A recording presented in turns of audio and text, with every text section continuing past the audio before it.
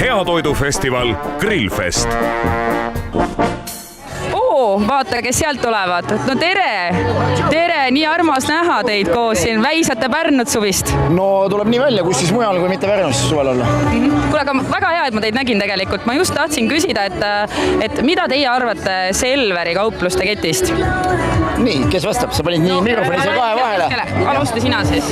No Selver on ju, ütleme, Eesti kaubamärk, hakkame sellest pihta. Ja minu suhe Selveriga on väga positiivne. Ma külastan Selveri poodi päris tihti. Mul on tegelikult kodu lähedal, sellepärast tõesti. Kas te seda Selve Ekspressi ka kasutate, seda piiksutajat?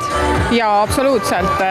Iga kord, kui ma Selve Ekspressi kasutan, siis ma mõtlengi, et aga mina sain siit kõige esimesena läbi, teie seiske järjekorras.